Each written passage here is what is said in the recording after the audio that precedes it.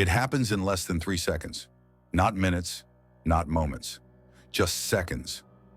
A door opens, a figure steps in, and instantly, the room changes.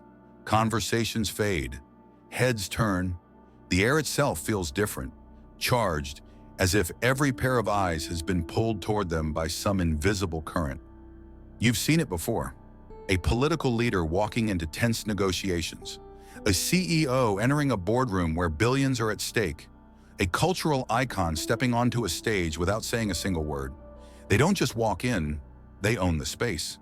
And here's the truth. This isn't magic. It isn't luck. It isn't some rare gift reserved for the chosen few. Presence, the kind that commands attention without a word, is almost never natural.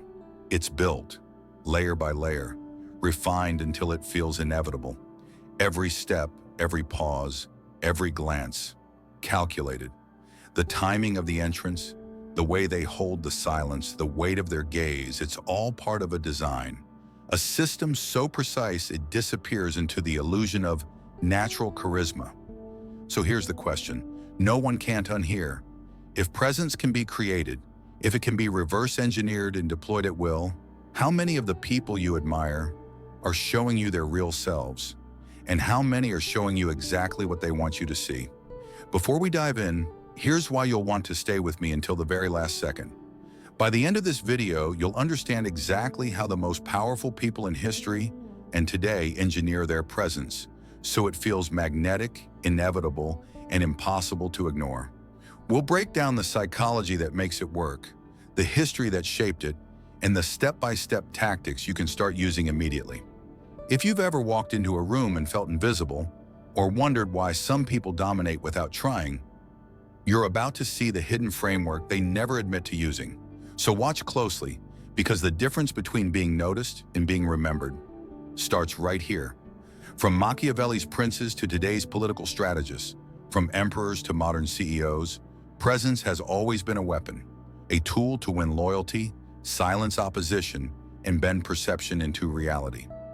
In this video, we'll dismantle the illusion, piece by piece. We'll dive into the psychology that makes presence so powerful, the history that shaped it, and the strategies that let certain people own the room before they even speak. Because here's the truth you'll have to face. In every room, there are only two kinds of people: those who influence it and those who are influenced. Presence is rarely just presence, it's performance. Not performance in the sense of falseness, but in the sense of precision. The same precision you'd expect from an actor stepping onto a stage, a conductor raising their baton, or a speaker before an audience of thousands. Centuries ago, Niccolò Machiavelli wrote in The Prince that a ruler must appear to possess certain virtues, whether or not they actually did. Mercy, honesty, piety, courage. The appearance alone could be enough to secure loyalty, or to keep enemies guessing. In Machiavelli's world, perception wasn't just important, it was survival. Fast forward to the 20th century. Winston Churchill, standing before a nation in the depths of war, delivered speeches that were not improvised outbursts of inspiration. They were meticulously crafted. Every pause, every phrase, every swell in tone was designed to rally a weary people and steel them for the battles ahead. Churchill knew that in moments of crisis, the right words delivered in the right way could be as powerful as armies. Or consider Steve Jobs. His product launches looked casual, almost conversational. But behind the black turtleneck and the seemingly effortless "one more thing" lay hours of rehearsal. Every slide, every pause before unveiling a product, every carefully timed joke. These were not spontaneous. They were deliberate acts designed to draw people in, to create anticipation, to make the audience feel as though they were witnessing history. Today, the same principles play out in a different arena. Influencers curate their image with the same precision as any statesman or CEO. The perfect lighting, the just right caption, the calculated mix of vulnerability and aspiration. They are not simply sharing their lives, they are staging them. And their audience, often unknowingly, is drawn into a world where every detail is meant to guide perception. Psychologists call this impression management. It's the conscious and subconscious process of controlling the narrative of who we are in the minds of others. It's why a political candidate chooses a specific backdrop for a speech. It's why a corporate leader opts for a certain tone in a public letter. Powerful people understand that they are not just presenting themselves, they are shaping the very context in which they are seen. And while it's tempting to dismiss this as manipulation, history shows it is also a survival mechanism. In environments where power is scarce, competition is fierce, and trust is fragile, leaving perception to chance is like stepping onto a battlefield blindfolded. The stage is always set. The only question is, are you directing the scene, or are you just another extra in someone else's play? Presence is not a mystery, it's architecture. Every detail, down to the tilt of the head, the choice of a single word, or the timing of an entrance, is calculated. Powerful people know that presence is not something you simply have or don't have. It is engineered, rehearsed, systemized until it feels effortless to everyone else. The first layer is appearance. This is more than clothing, it's the entire visual imprint you leave on someone's mind. A politician stepping onto a debate stage knows that the shade of their suit, the way the lapels sit, the subtle contrast of tie and shirt, all send subconscious messages. In a corporate boardroom, the CEO who dresses slightly more casually than the rest might project creative authority, signaling they are above the rules. Meanwhile, a celebrity's signature style becomes a visual brand. One glimpse, and you already know who they are before they say a word. Then comes timing. Power often arrives neither too soon nor exactly on time. It arrives on its own schedule. Leaders who intentionally walk into a meeting a few minutes late may not be rude by accident. They may be communicating that their time is more valuable than anyone else's. At rallies, influential speakers pause before beginning, letting the silence swell, commanding the audience's attention without saying a thing. Language is another pillar. Words are chosen with surgical precision. A powerful person rarely speaks to fill silence. They speak to shape it. They avoid over-explaining. They know the weight of a short, sharp sentence can often carry more influence than a paragraph of justification. Think of how Steve Jobs could unveil a product with just a few lines, letting the room breathe in the gravity of the moment. Then there's energy control. This is the unspoken rhythm between urgency and calm. A skilled negotiator knows when to lean forward, voice steady but firm, and when to recline, signaling unshakable confidence. Too much intensity feels desperate. Too much detachment feels weak. Mastery is knowing how to balance both in real time. Finally, emotional mirroring. People are naturally drawn to those who reflect their own state, yet powerful figures know how to use this selectively. In one setting, they match the room's tone to gain trust. In another, they deliberately stand apart to shift the emotional center of gravity toward themselves. These elements, appearance, timing, language, energy, and mirroring, are adjusted like levers depending on the audience, the environment, and the outcome desired. They are not random habits. They are the tools of presence. And here's the truth. Humans are wired to read these cues instantly. We assign authority, credibility, and even morality based on them, often without realizing it, which means the people who systemize their presence are playing on a field the rest of us don't even see. Presence isn't an accident, it's a blueprint. The only question is, are you the architect of yours, or just living in someone else's design? In Machiavelli's world, truth was negotiable. Perception was everything. To him, appearances were not shallow decorations. They were weapons. In The Prince, he makes the case with ruthless clarity. A ruler must seem virtuous, decisive, and strong, even if behind the curtain they are uncertain, ruthless, or morally flexible. It wasn't hypocrisy to Machiavelli, it was survival. In Renaissance Florence, where alliances shifted overnight and betrayal often wore a smile, survival depended on controlling not only what you did, but what people believed you were capable of. A ruler who appeared weak, no matter their actual skill, was already halfway to defeat. Conversely, one who looked unshakable could deter enemies without ever lifting a sword. The stage has changed, but the play is the same. Today's leaders, whether in politics, business, or culture, still navigate this delicate theater. We see it in the way political figures rehearse their every gesture for televised debates. A pause here to project thoughtfulness, a clenched jaw there to signal resolve. Even mistakes are sometimes orchestrated, a strategically spilled coffee, a moment of apparent vulnerability. Because in the age of constant visibility, a carefully placed flaw can make power look more human. Corporate boardrooms follow the same script. CEOs step onto shareholder stages not only to present numbers, but to embody stability. If their posture falters, their voice cracks, or their message wavers, it can shake confidence in markets faster than any quarterly loss. That's why entire teams now exist to manage executive presence, crafting not just speeches, but personas. And then there's the influencer economy, where appearance is currency. The image projected, luxury, authenticity, intellect, relatability is rarely spontaneous. It's the result of calculated branding, algorithm-tested content, and constant audience feedback loops. The difference between commanding 1 million followers and fading into obscurity often comes down to controlling the story people tell about you when you're not in the room. Machiavelli would have understood this instantly. He knew visibility without control was a liability. If the world is going to watch, you must decide what they see. In his time, that meant mastering courtly etiquette, symbolic gestures, and public ceremonies. In ours, it means managing cameras, headlines, tweets, and live streams with the same cold precision. His lesson is timeless. Truth may matter in private, but in the arena of power, perception writes the rules. Those who fail to shape it are shaped by it. Those who ignore it discover too late that in the public eye, reality is not what happens. It's what people believe happened. Where appearance is currency, the image projected, luxury, authenticity, intellect, relatability, is rarely spontaneous.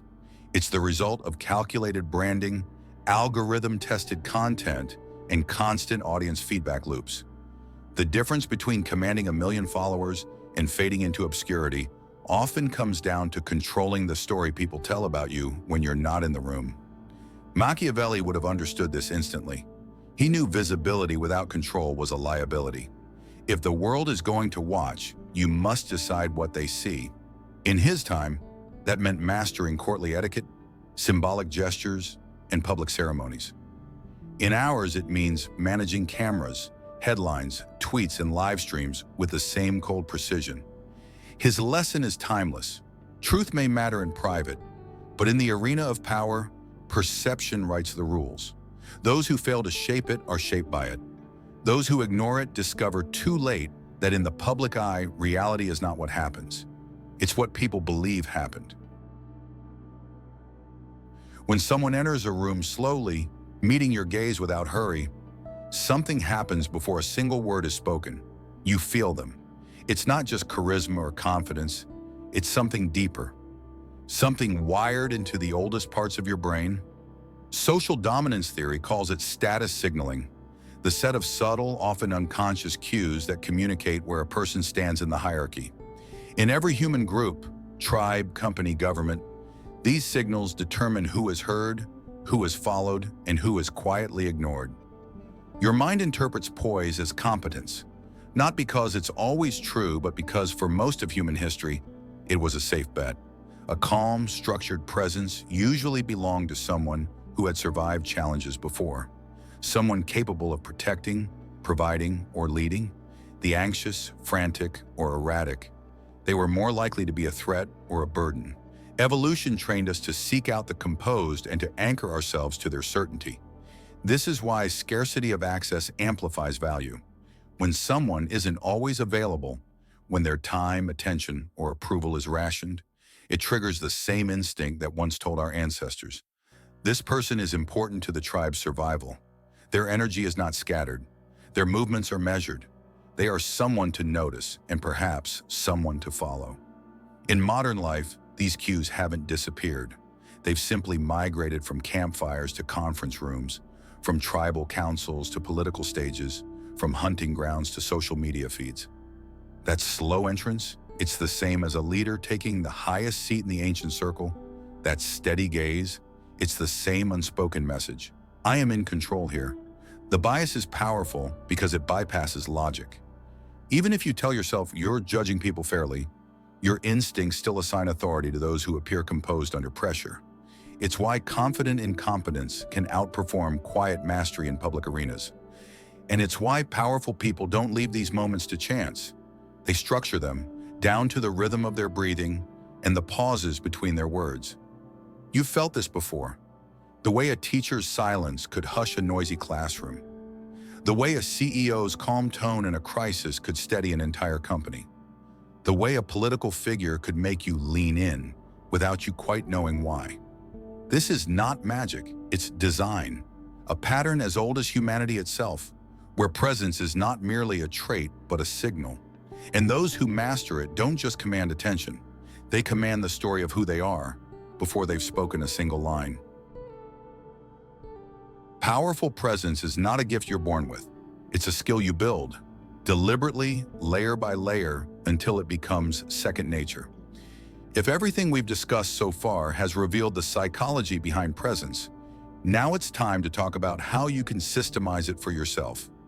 Not as a one-time trick, but as a way of showing up in the world that consistently communicates authority, clarity, and confidence, without crossing into empty performance.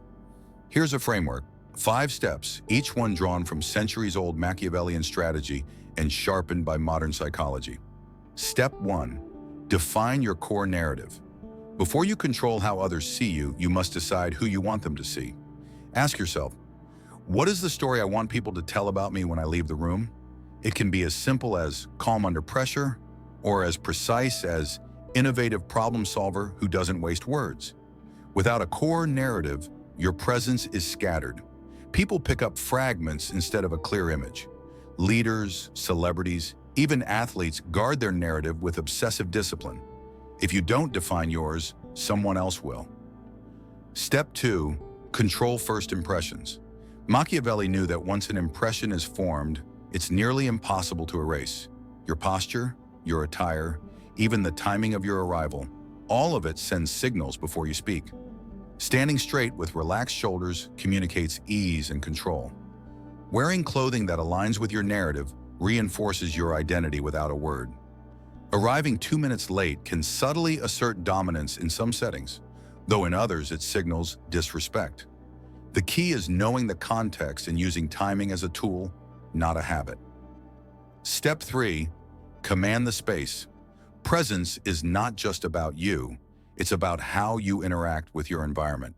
Control your pacing when you walk. Avoid rushing.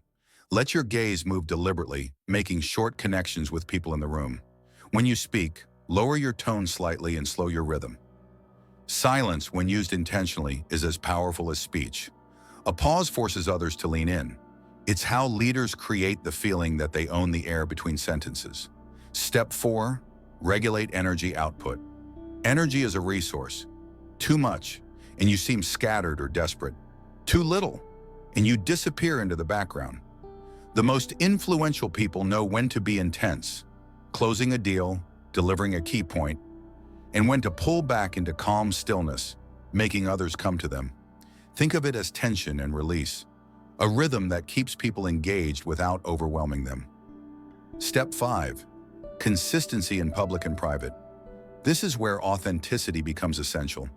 You can project an image for a while, but if it's disconnected from your true values, it will crack under pressure. The people who sustain presence over years are those whose public and private selves are aligned. They don't have to remember which version of themselves to play. They are the version they've chosen. Apply this to everyday life. In a job interview, your core narrative guides your answers. In dating, your first impression sets the emotional frame for every interaction that follows. In business networking, your ability to regulate energy determines whether you're remembered or forgotten. Presence without authenticity collapses. The performance eventually slips.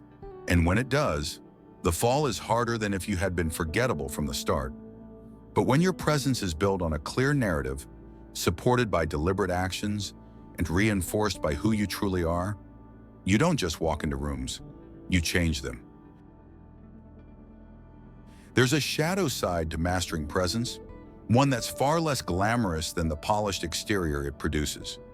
When the system becomes the goal, instead of the tool, it can start to consume the very person it was meant to serve.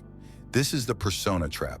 The moment your crafted image becomes so rigid, so carefully maintained, that it stops being a reflection of you and starts being a cage. At first, it feels like discipline. You keep the same tone, the same style, the same emotional control. But over time, you begin to notice the strain. You can't let the mask slip, not even for a moment, because you've trained people to expect perfection. This is identity fatigue, a slow erosion of authenticity under the weight of performance. History is littered with examples. The politician whose decades of calculated composure shattered with one scandal, the celebrity whose public charm masked a private collapse, the leader whose carefully curated authority crumbled when a single moment of human error went viral. Years, sometimes decades, of influence gone in days. The danger isn't just public failure, it's private detachment. You can become so identified with your presence that you lose access to the person underneath. Jung warned about this long before our age of digital image making. He saw the persona as a necessary mask, a way to function in society, but insisted that it must be integrated with the authentic self. Without that integration, the persona becomes hollow and eventually collapses. Sustainable presence comes from alignment, not constant performance. It's the difference between playing a role and living your truth with strategic awareness. The best leaders, the ones who last, don't just act confident or composed. They've built those qualities into their real character. Their presence is simply the outer expression of an inner foundation. Because here's the truth. You can't hold a mask forever. It will slip. The only question is whether, when it does, people see a stranger or they see you. They say first impressions matter, but the truth is, last impressions are what echo. Think back to the opening scene. The influential figure who seemed to command the room effortlessly. You now know that what looked like instinct was actually design. Every step, every glance, every pause calculated with purpose. But here's the thing. The real mastery wasn't in the control of the moment. It was in the invisible aftermath. Long after they'd walked out, their presence lingered. Conversations still referenced them. Decisions still leaned in their favor. Their absence was as powerful as their arrival. That's the true art of presence. Not constant performance, not exhausting yourself trying to be on at all times. It's knowing the role you're playing in a given moment and, more importantly, why you're playing it. When you understand the story you want others to remember, your actions stop being random. They start to carry weight. Too many people drift through life letting the world decide how they are perceived. They react instead of directing. They confuse being noticed with being remembered. But the powerful, they reverse it. They know that attention fades quickly, but influence can last years. So the question isn't just, how do I make people notice me? It's, what do I want them to feel when I'm gone? Because power is not in the room noticing you. It's in the room still feeling you long after you've left. Now it's your turn. Think about how you appear to the world right now. Is it by design or by default? Share your answer in the comments. Subscribe if you want to keep peeling back the layers of psychology, power, and human behavior. And start today designing your presence with intention. Because if you don't, someone else will do it for you.